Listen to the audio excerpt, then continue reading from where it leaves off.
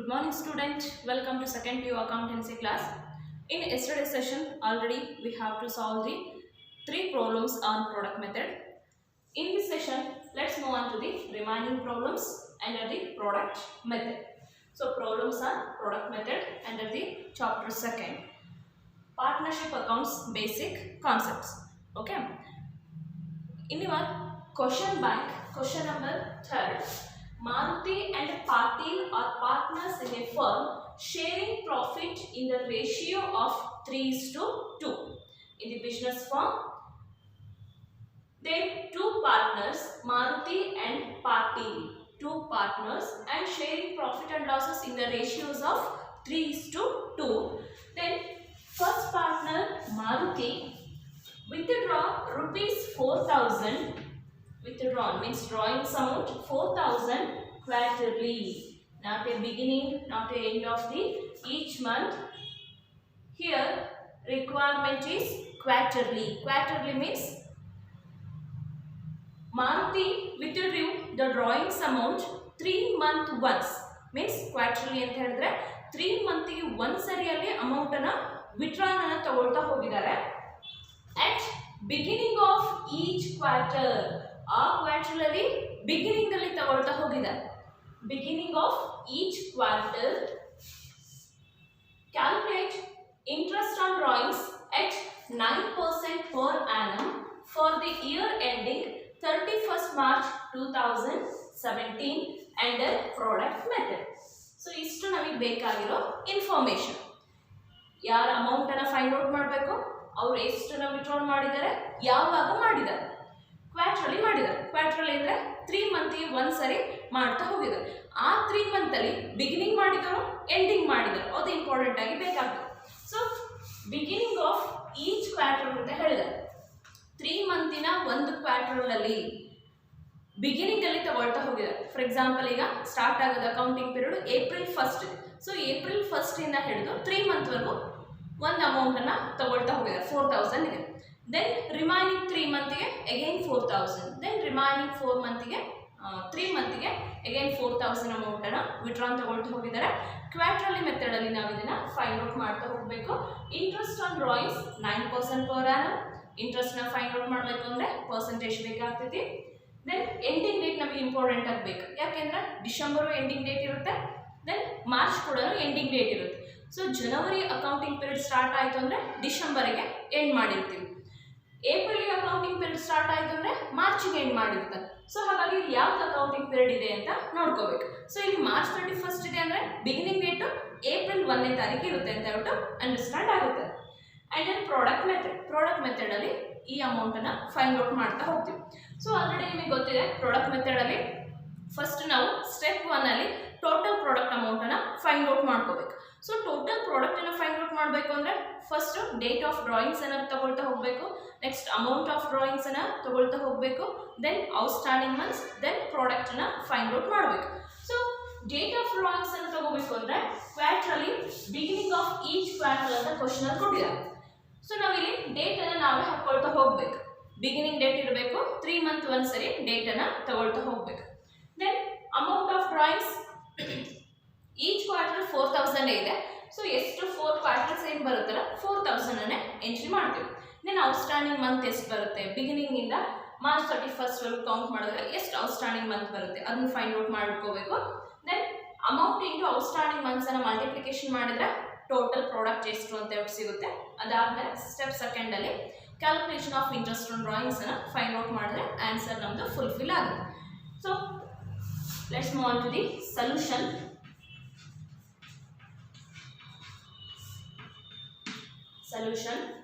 Step 1,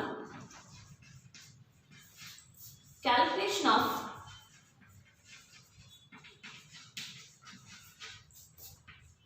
total product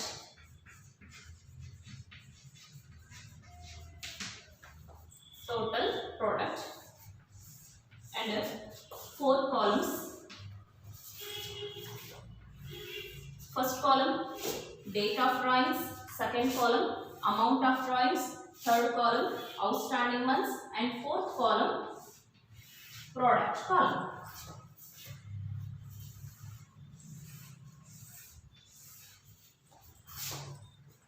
date of drawings and amount of drawings, then outstanding months. Next one, product call. So product formula, product is equal to withdrawal amount into outstanding months. Withdrawal amount into outstanding months. So ಇಲ್ಲಿ question ಅಲ್ಲಿ ಈಗ quarterly at the beginning of each quarter ಅಂತ ಹೇಳ್ಬಿಟ್ಟು mention ಮಾಡಿದೆ. So ಈ requirement ನ use ಮಾಡಿಕೊಂಡು date ಅನ್ನ ಅಪ್ಲೈ ಮಾಡ್ತಾ ಹೋಗ್ಬೇಕು. ಎಂಡಿಂಗ್ ಡೇಟ್ ಮಾರ್ಚ್ 31 ಇದೆ. ವಿತ್ಡ್ರಾ ಮಾಡ್ಕೊಳ್ತಾ ಇರೋದು ಯಾವಾಗ, ಈಚ್ ಕ್ವಾರ್ಟರ್ ಅಲ್ಲಿ ಪ್ರತಿ 3 ಮಂತಿನ ಬಿಗಿನಿಂಗ್ ಡೇಟ್ ಅಲ್ಲಿ ತಗೊಳ್ತಾ ಹೋಗಿದ್ದಾರೆ. ಸೊ ಈಗ ಅಕೌಂಟಿಂಗ್ ಪೀರಿಯಡ್ ಸ್ಟಾರ್ಟ್ ಆಗ್ತಿರೋದು ಏಪ್ರಿಲ್ ಇಂದ ಸ್ಟಾರ್ಟ್ ಆಗುತ್ತೆ. ಫಸ್ಟ್ ಏಪ್ರಿಲ್ 2017 ಅಲ್ಲಿ ಎಂಡಿದೆ ಅಂದ್ರೆ ಅದಕ್ಕೆ ಹಿಂದಿನ ಪೀರಿಯಡ್ 2016 ಇರುತ್ತೆ. ಸೊ ಫಸ್ಟ್ ಏಪ್ರಿಲ್ 2016 ಅಲ್ಲಿಂದ ಅಕೌಂಟ್ ಅನ್ನು ಸ್ಟಾರ್ಟ್ ಮಾಡಬೇಕು. ಯಾಕಂದ್ರೆ ಕ್ವಶನ್ ಅಲ್ಲಿ ಹೇಳಿದ್ದಾರೆ ಬಿಗಿನಿಂಗ್ ಆಫ್ ಈಚ್ ಕ್ವಾರ್ಟರ್ ಅಂತ ಹೇಳಿದ್ದಾರೆ.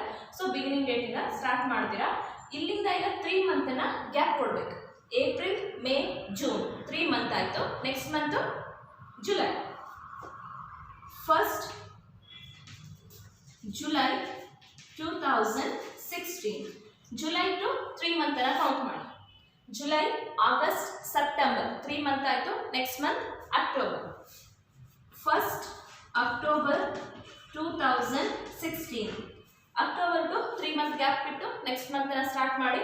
ಅಕ್ಟೋಬರ್, ನವೆಂಬರ್, ಡಿಸೆಂಬರ್ 3 ಮಂತ್ ಆಯ್ತು. ನೆಕ್ಸ್ಟ್ ಮಂತ್ ಇರೋದು ಜನವರಿ. ಫಸ್ಟ್ ಜನವರಿ 2017. ಸೊ ನೆಕ್ಸ್ಟ್ ಅಕೌಂಟಿಂಗ್ ಪೀರಿಯಡ್ 2017 ಇದೆ. ಸೊ ಈ ಜನವರಿಯಿಂದ ಎಂಡಿಂಗ್ ಡೇಟ್ ಕೌಂಟ್ ಮಾಡಿದ್ರೆ 3 ಮಂತ್ ಆಗಿರ್ಬೇಕು. ಜನವರಿ, ಫೆಬ್ರವರಿ, ಮಾರ್ಚ್. ಸೊ ಅಲ್ಲಿ ಕೂಡ 3 ಮಂತ್ ಗ್ಯಾಪ್ ಇದೆ. ಸೊ ಇಷ್ಟು ನಮಗೆ ತಗೋಬೇಕಾಗಿರುವಂಥ ಬಿಗಿನಿಂಗ್ ಆಫ್ ಈಚ್ ಕ್ವಾರ್ಟರ್ ಬರುವಂಥ ಡೇಟ್ಸ್ಗಳು ಆಯಿತು. Then amount of withdrawal 4000 each quarter ಅಂತ ಹೇಳಿದ್ದಾರೆ. ಸೊ ಪ್ರತಿ ಕ್ವಾರ್ಟರ್ಲಲ್ಲೂ 4000 ಅನ್ನ ವಿತ್ಡ್ರಾ ಮಾಡ್ತಾ ಹೋಗಿದ್ದಾರೆ. Each quarter rupees 4000. ದೆನ್ ನಮಗೆ ಇಂಪಾರ್ಟೆಂಟ್ ಆಗಿ ಬೇಕಾಗಿರೋದು outstanding months. So outstanding month ಅನ್ನ ಆಲ್ರೆಡಿ ನಿಮ್ಗೆ ಗೊತ್ತಿದೆ ಮಾಡೋದು. ಇಲ್ಲಿ ಸ್ಟಾರ್ಟಿಂಗ್ ಡೇಟ್ ಏನಿರುತ್ತೆ ಅಲ್ಲಿಂದ ಅಪ್ ಟು ಎಂಡಿಂಗ್ ಡೇಟ್ ವರೆಗೂ ಕೌಂಟ್ ಮಾಡಬೇಕು.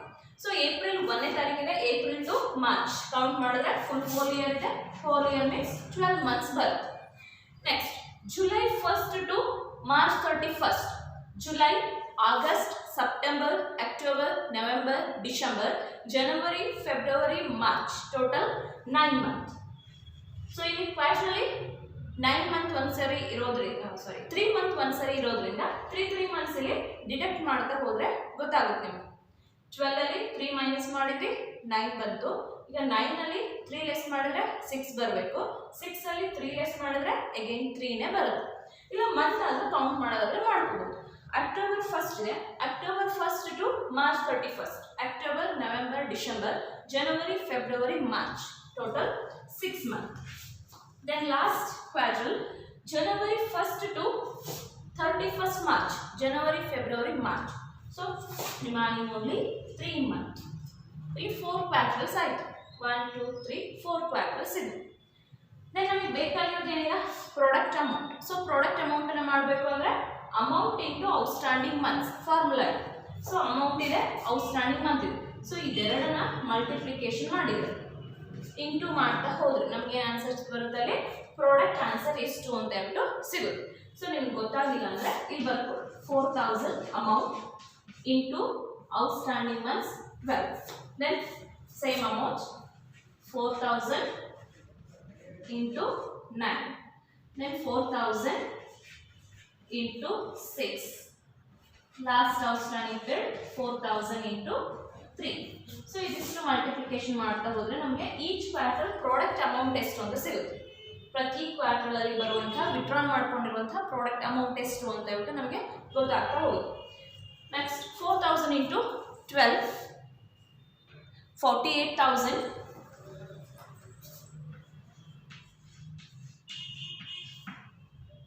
4,000 into 9 36,000. 4,000 into 6 6 4s are 24. 24,000 next 4000 into 3 12,000 total 1,20,000. So 1,20,000 it is a total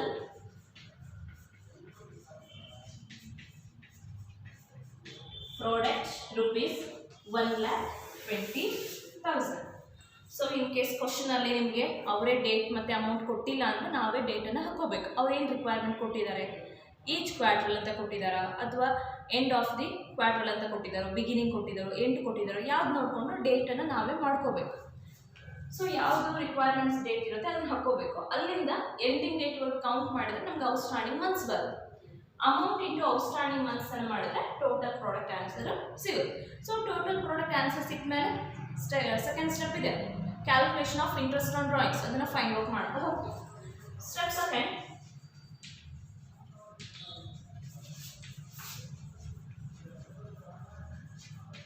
calculation of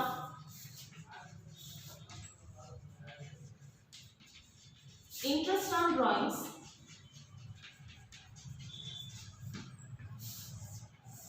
so formula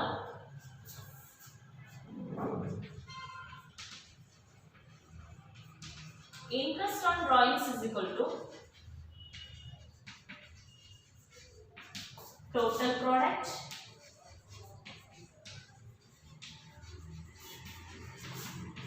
into rate into 1/12. So formula apply ಮಾಡಿದ್ವಿ. ಈಗ ಏನೇನು ಅಮೌಂಟ್ಸ್ ಇದೆ ಕ್ವಶನ್ ಅಲ್ಲಿ ಏನು ಕೊಟ್ಟಿದ್ದಾರೆ, ನಾವು ಫೈಂಡ್ ಔಟ್ ಮಾಡಿರೋ ಅಮೌಂಟ್ಸ್ ಏನಿದೆ ಅಪ್ಲೈ ಮಾಡ್ತಾ ಹೋಗೋಣ. Total product answer 1,20,000 into rate 9%, 9/100 into 1/12. So ಇಷ್ಟನ್ನು ಸಿಂಪ್ಲಿಫೈ ಮಾಡಿದ್ರೆ ನಮಗೆ ಫೈನಲ್ ಆನ್ಸರ್ ಎಷ್ಟು ಅಂತ ಸಿಗುತ್ತೆ. So final answer ₹900.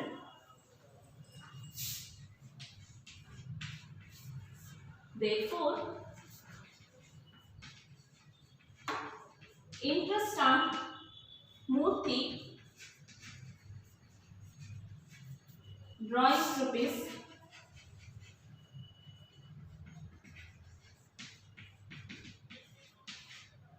900. ಮೂರ್ತಿ ಡ್ರಾಯಿಂಗ್ಸ್ rupees 900 rupees.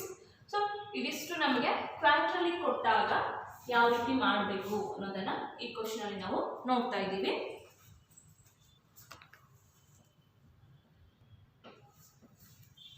ಕ್ವಾರ್ಟರ್ಲಿ ಕೊಟ್ಟಾಗ ಅವ್ರೇನು ಡೇಟನ್ನು ಕೊಟ್ಟಿರ್ತಾರೆ ಆ ಡೇಟನ್ನು ಇಲ್ಲಿ ಹಾಕೊಳ್ತಾ ಹೋಗಬೇಕು. ಎಷ್ಟು ಮಂತ್ ಬರುತ್ತೆ ಮಂತನ್ನು ತಗೊಳ್ತಾ ಹೋಗ್ತೀರಾ, ಇಂಟು ಮಾಡಿದ್ರೆ ಟೋಟಲ್ ಪ್ರಾಡಕ್ಟ್ ಆನ್ಸರ್ ಬರುತ್ತೆ. ಅದನ್ನು ತೊಗೊಂಡ್ಬಿಟ್ಟು total product into rate into 1/12 formula apply ಮಾಡಿಬಿಟ್ಟು ಏನೇನು ಅಮೌಂಟ್ಸ್ ಇದೆ ಅದನ್ನು ಅಪ್ಲೈ ಮಾಡಿದ್ರೆ ಫೈನಲ್ ಆನ್ಸರ್ ಎಷ್ಟು ಅಂತ ಹೇಳ್ಬಿಟ್ಟು ಸಿಗ್ತಾ ಹೋಗುತ್ತೆ. Then let's move on to the remaining problems in your NCERT textbook numerical questions.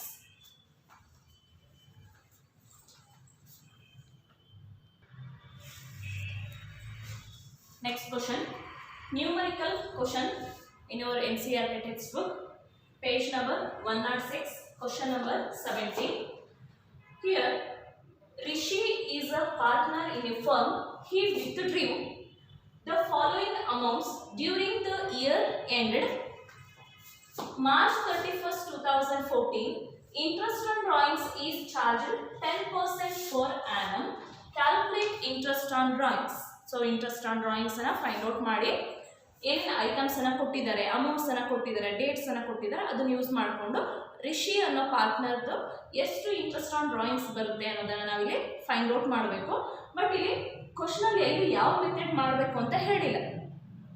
In case ನಿಮಗೂ ಕ್ವಶನ್ ಪೇಪರಲ್ಲಿ ಇದೇ ರೀತಿಯಾಗಿ ಕೊಡ್ಬೋದು, ಯಾವ ಮೆಥಡ್ ಅಂತ ಕೊಡಲ್ಲ, but calculate interest on drawings ಅಂತ ಹೇಳ್ಬಿಟ್ಟು ಇರುತ್ತೆ. ಅವು ನಿಮಗೆ ಕನ್ಫ್ಯೂಸ್ ಆಗ್ಬೋದು, ಎವರೇಜ್ ಮಾಡಬೇಕು ಪ್ರಾಡಕ್ಟ್ ಮಾಡಬೇಕು ಅಂತ ಹೇಳ್ಬಿಟ್ಟು ನೀವು ಕನ್ಫ್ಯೂಸ್ ಮಾಡ್ಕೊಳ್ಳೋಂಥ ನೆಸೆಸರಿ ಇಲ್ಲ.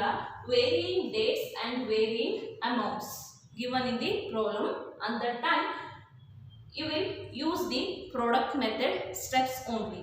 ಪ್ರಾಡಕ್ಟ್ ಮೆಥಡ್ ಸ್ಟೆಪ್ಸನ್ನೇ ಯೂಸ್ ಮಾಡಬೇಕು ಯಾವಾಗ varying dates and varying amounts given in the ಪ್ರಾಬ್ಲಮಲ್ಲಿ ಬೇರೆ ಬೇರೆ ಡೇಟ್ಗಳನ್ನು ಕೊಟ್ಟಾಗ, ಬೇರೆ ಬೇರೆ ಅಮೌಂಟ್ಗಳನ್ನು ಕೊಟ್ಟಾಗ ಪ್ರಾಡಕ್ಟ್ ಮೆಥಡ್ ಅಂತಾನೆ ಯೂಸ್ ಮಾಡಿ. Okay, let's move on to the solution.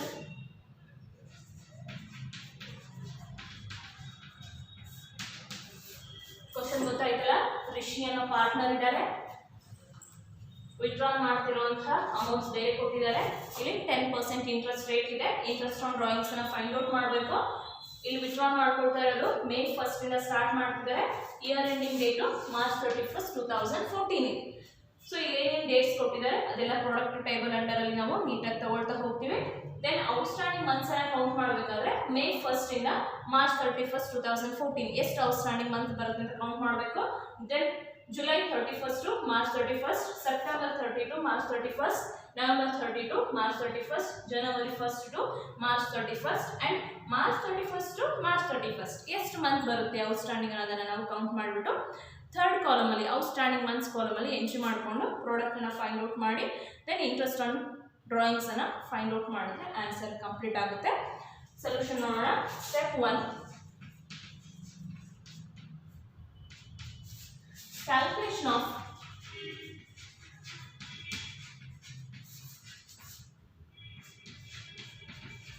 total product.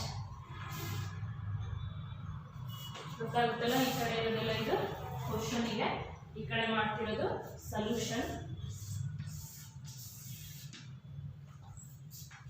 So ಈಗ ಪ್ರಾಡಕ್ಟ್ ಮೆಥಡ್ ಅಲ್ಲಿ ಮಾಡಬೇಕು ಅಂದರೆ ಫಸ್ಟ್ ಕಾಲಮ್ಸ್ ಹಾಕೋಬೇಕು. ಫಸ್ಟ್ ಕಾಲಮ್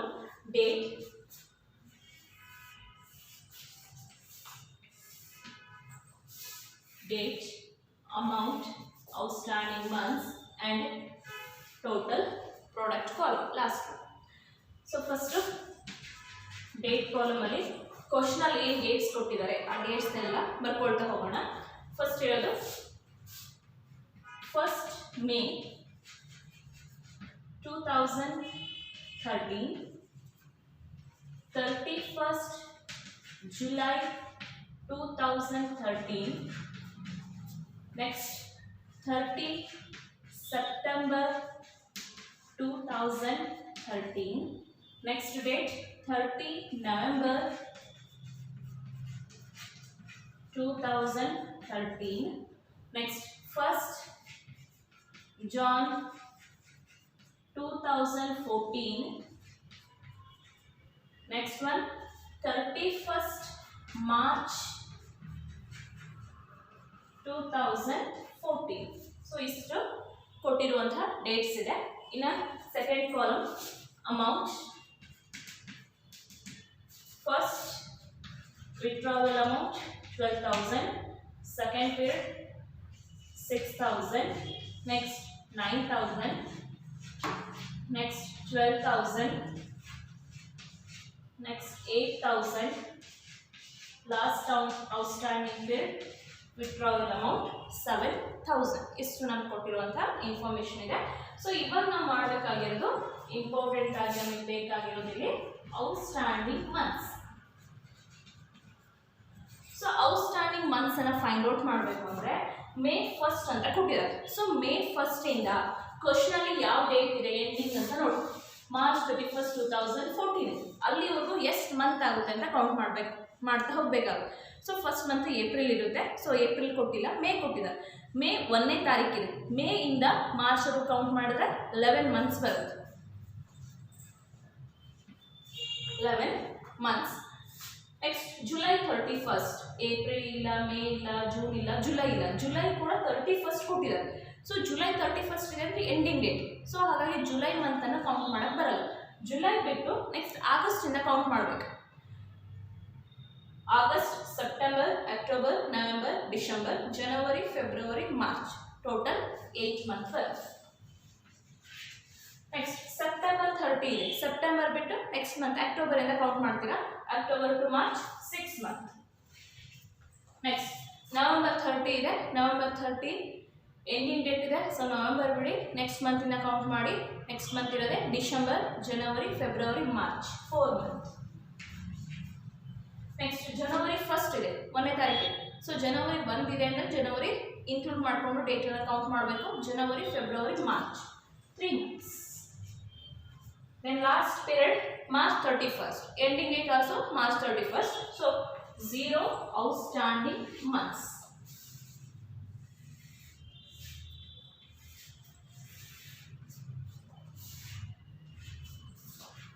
ಇವಾಗ ಸೆಕೆಂಡ್ ಕಾಲಮ್ ಥರ್ಡ್ ಕಾಲಮ್ ಎರಡನ್ನ ಮಲ್ಟಿಪ್ಲಿಕೇಶನ್ ಮಾಡಿದ್ರೆ ಆನ್ಸರ್ ಬರೋದು ನಮಗೆ ಪ್ರಾಡಕ್ಟ್ ಆನ್ಸರ್ ಏನು ಅಂತ ಹೇಳ್ಬಿಟ್ಟು ಸಿಗುತ್ತೆ. Second column into third column means amount into outstanding months. So amount into outstanding months ಅನ್ನ ಫೈಂಡ್ ಔಟ್ ಮಾಡಬೇಕು ಅಂದ್ರೆ ಫಸ್ಟ್ ಒನ್ ನೋಡಿ 12,000 ಇದೆ. ಸೊ 12,000 ಇಂಟು ಔಟ್ಸ್ಟ್ಯಾಂಡಿಂಗ್ ಮಂತ್ಸ್ 11 ಇದೆ. 12,000 into 11 1,32,000.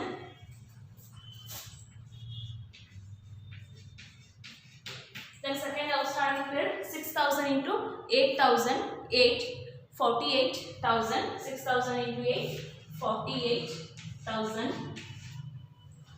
Next 9,000 into 6 rupees 54,000.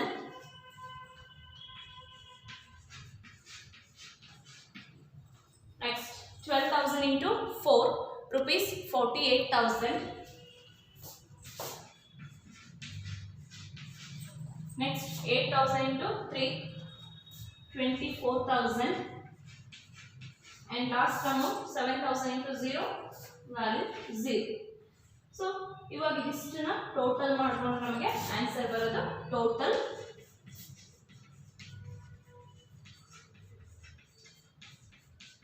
Product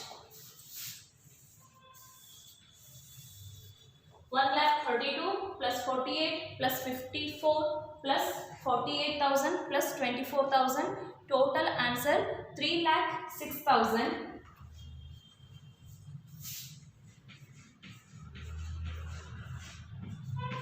3,06,000 total product answer. So ಈಗ first step ಅಲ್ಲಿ calculation of total product ಆಯಿತು. Second ಅಲ್ಲಿ ಈಗ ಇಂಟ್ರೆಸ್ಟ್ ಅನ್ನ ಫೈಂಡ್ ಔಟ್ ಮಾಡಬೇಕು. Interest on drawings is equal to total product into rate into 1/12. Total product answer 3,06,000 into rate question ಕೊಟ್ಟಿದ್ದಾರೆ 10%. 10 divided by 100 into 1/12.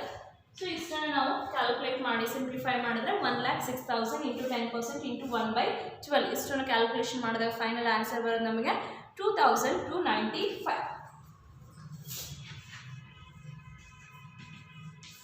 So interest on Rishi drawings rupees 2,295 rupees. So ಇಲ್ಲಿ question ಅಲ್ಲಿ ಬೇರೆ ಬೇರೆ dates ಅನ್ನು ಕೊಟ್ಟಿದ್ದಾರೆ, ಬೇರೆ ಬೇರೆ ಅಮೌಂಟ್ ಅನ್ನು ಕೊಟ್ಟಿದ್ದಾರೆ. ಸೊ ಅದೆರಡನ್ನ ಕಾಲಮ್ ಅನ್ನು ಹಾಕೊಂಡು ಔಟ್ಸ್ಟ್ಯಾಂಡಿಂಗ್ ಮಂತ್ ಅನ್ನು ಫೈಂಡ್ ಔಟ್ ಮಾಡ್ಕೊಂಡಿದ್ದೀವಿ. ದೆನ್ ಅದೆರಡು ಮಲ್ಟಿಪ್ಲೈ ಮಾಡಿದಾಗ ಆನ್ಸರ್ ಬರೋದು ನಮಗೆ ಟೋಟಲ್ ಪ್ರಾಡಕ್ಟ್ ಎಷ್ಟು ಅನ್ನೋದು ಆನ್ಸರ್ಗೆ ನಮಗೆ ಸಿಗ್ತಾ ಇರುತ್ತೆ.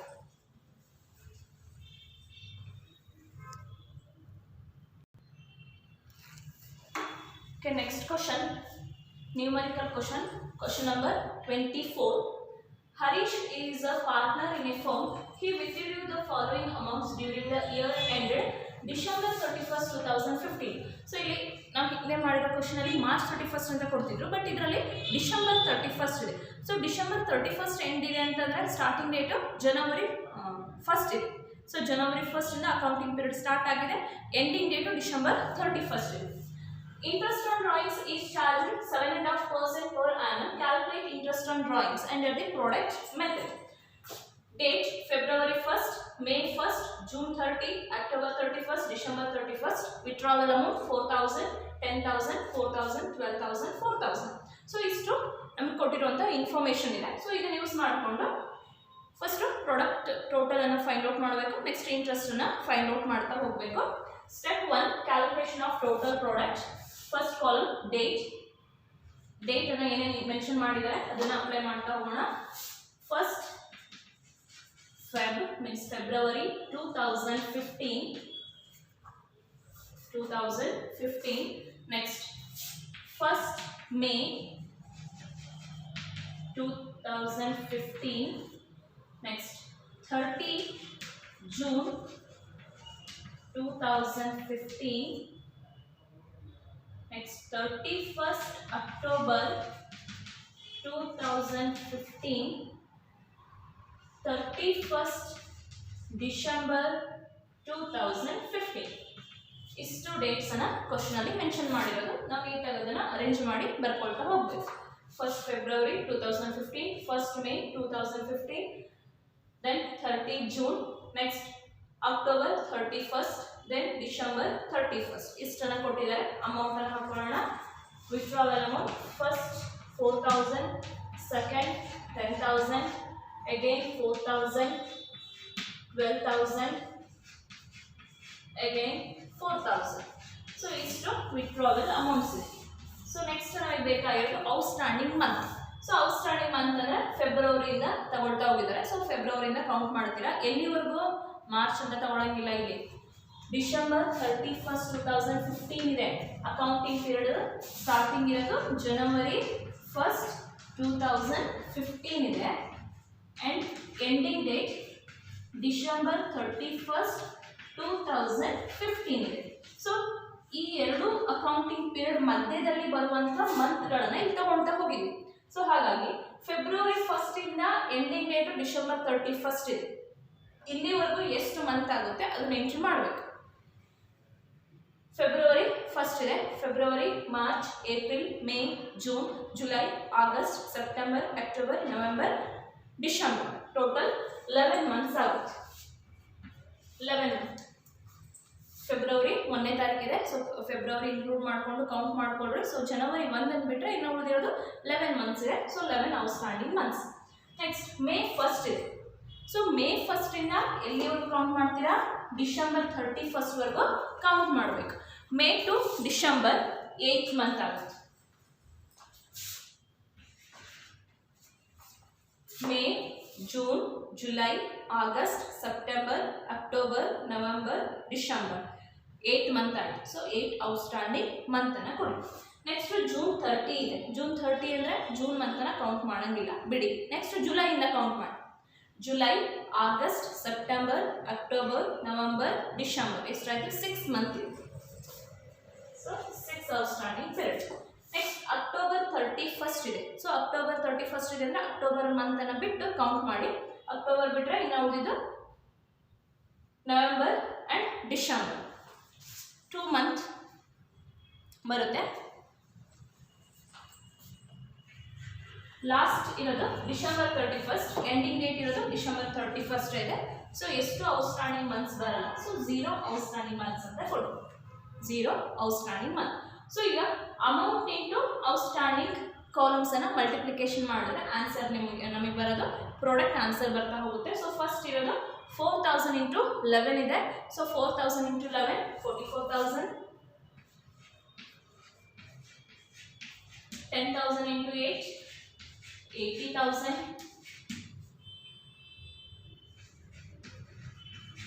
4,000 into 6 24,000, 12,000 into 2 24,000, 4,000 into 0 0, 44,000 and 80,000 and 24,000 24,000 0. Total product amount 1,72,000.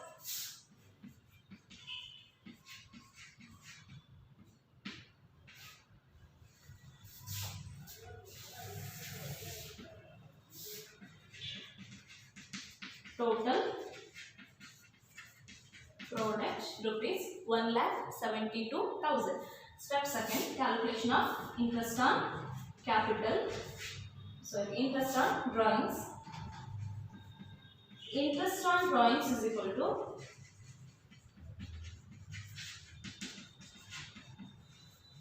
total product into rate into 1/12. 1,72,000 total drawings amount into rate of interest 7.5% means 7.5 divided by 100. 7.5 into 1/12. So ನಾವು ಕ್ಯಾಲ್ಕುಲೇಷನ್ ಮಾಡಬೇಕಾದ್ರೆ ಅದರಲ್ಲಿ 7.5 ಅಂತ ಹಾಕೊಳ್ಳಿ. 7.5 divided by 100 into 1/12. So answer 1075.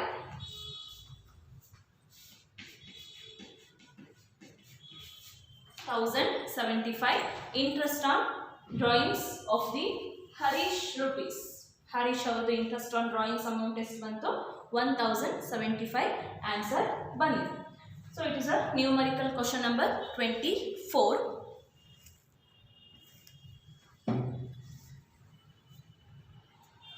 ಇನ್ನು ನಿಮ್ಮ numerical ಕ್ವಶನಲ್ಲಿ ಇನ್ನೊಂದು question ಇದೆ ನೋಡಿ, ಕ್ವಶನ್ ನಂಬರ್ 19 ಇದೆ, ಅದನ್ನು ನಾನು ನೆಕ್ಸ್ಟ್ ಕ್ಲಾಸಲ್ಲಿ ಮಾಡಿಸ್ತೀನಿ.